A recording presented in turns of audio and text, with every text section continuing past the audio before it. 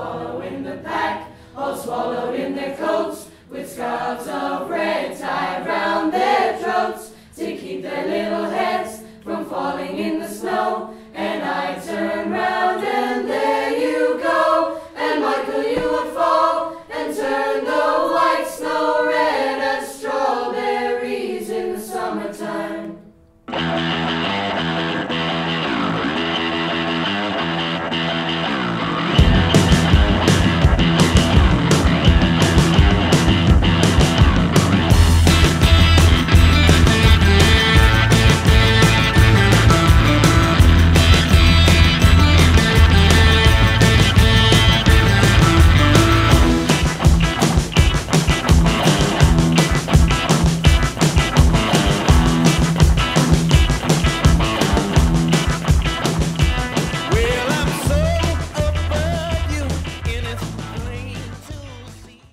Okay, so ladies and gentlemen, this is the last song of this afternoon's performance.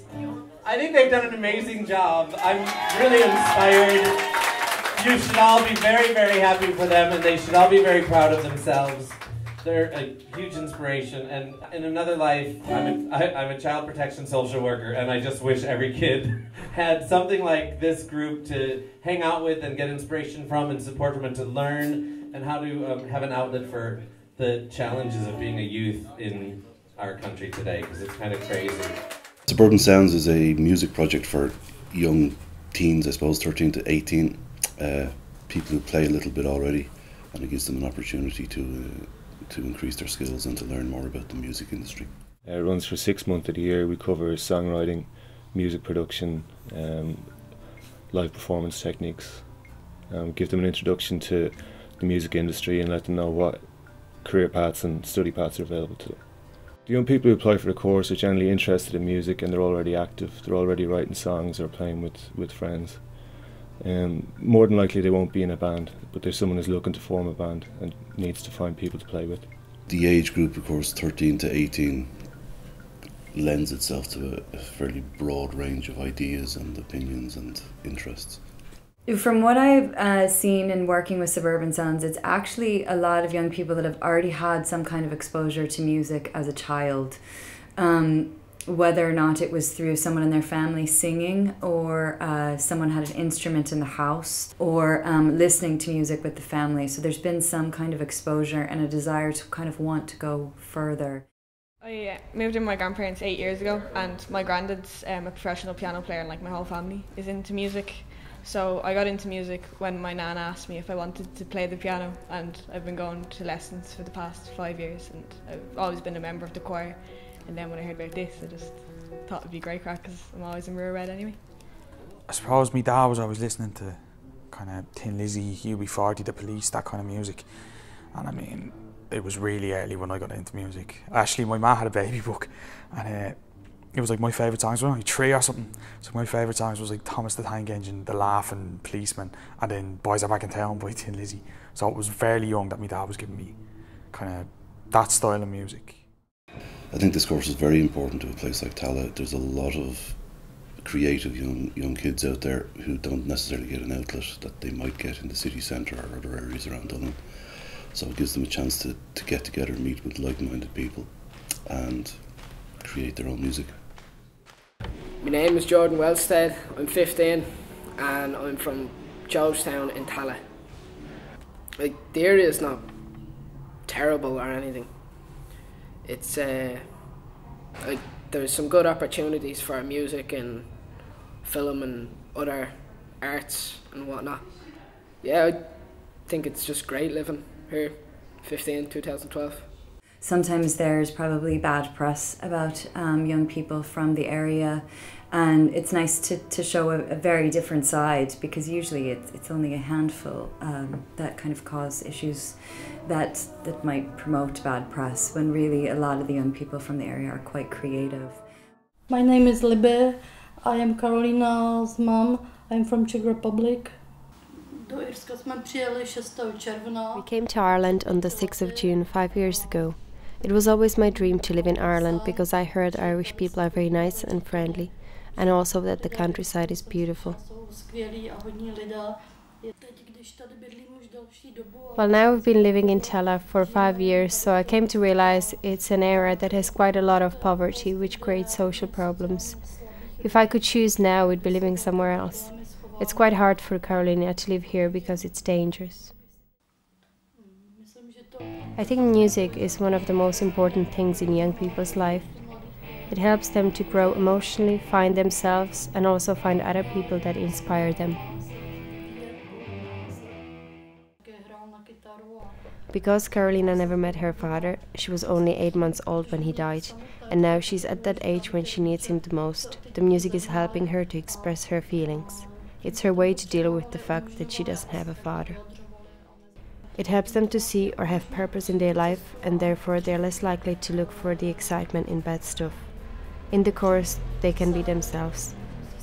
Often when they are in school, they have to pretend to be someone else to fit in, but they don't have to do that in the Suburban Sounds course.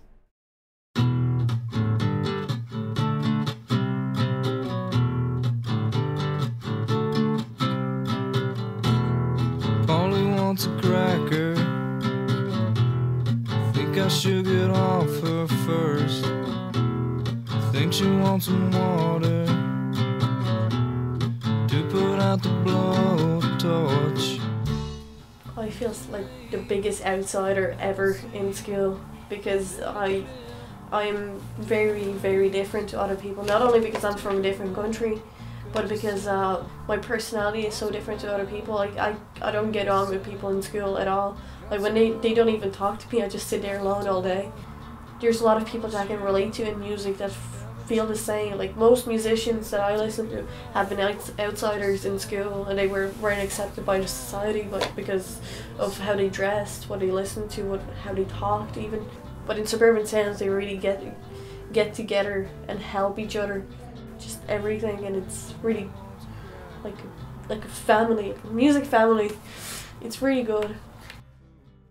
I think it does help them with their emotional issues. I think it's just a way of an outlet so they can express these issues in a safe environment with kids their own age doing what they love doing, making music, and they don't feel they're being judged or being ridiculed because of the content of the lyrics. Everybody's writing the same stuff, everybody's, critiquing each other's work. You know what I mean? You could hang out with the word time for 4 beats or 2 beats, I don't know. So just sing it, and you can count how many beats it's taking you to get to the end of the first line. Off you go. 10 years must have felt like a long time. Keep going. It's a very freeing situation. So whatever emotional issues might be going on outside the doors of the course, once they get in here, they're free to do whatever they want. And if they want to forget about them, they can, but they tend to use them to create music. Oh, I never knew an angel until I knew you. I never loved an angel until I loved you.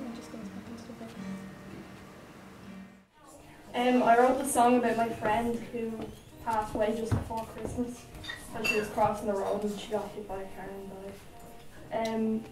She was only 10, and it's called Little Angel. Do you miss the Wicklow Mountains? Do you miss the lake so blue? Do you miss the Liffey waters? Now they have an angel too. I never saw an angel until I saw you. I never heard an angel until I heard you. I never knew an angel until I knew you. I never loved an angel until I loved you. I think the biggest difference you find is their confidence levels. confidence in performing and kind of putting themselves out there, as well as even just sharing a song that they've written with their peers or with the professionals on the course.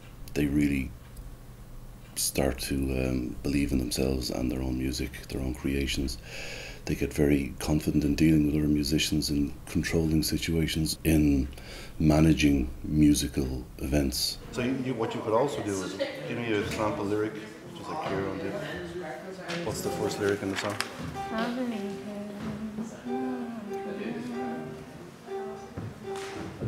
They're much more outgoing by the time they finish the course. They're much more open to trying out new ideas and also to expressing their own ideas.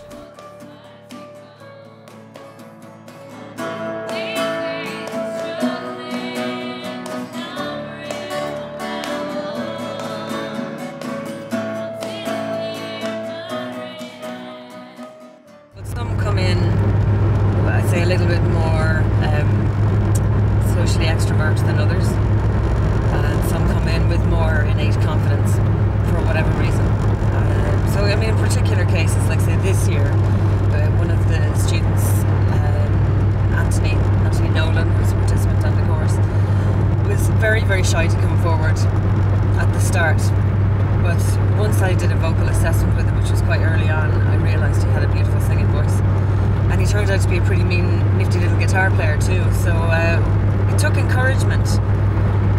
But he did gradually come out of his shell, and he ended up performing solo, just acoustic guitar, doing a Paolo Nutini cover, which he sang brilliantly at the final performance.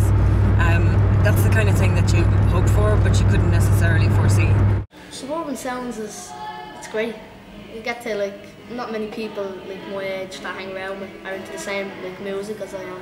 So it's good to have people that are into the same music that you can talk to and play guitar with and all. So yeah, it's good. Just jamming with the people. Yeah, that's probably my favourite part. Yeah. I want to know something. Is that alright?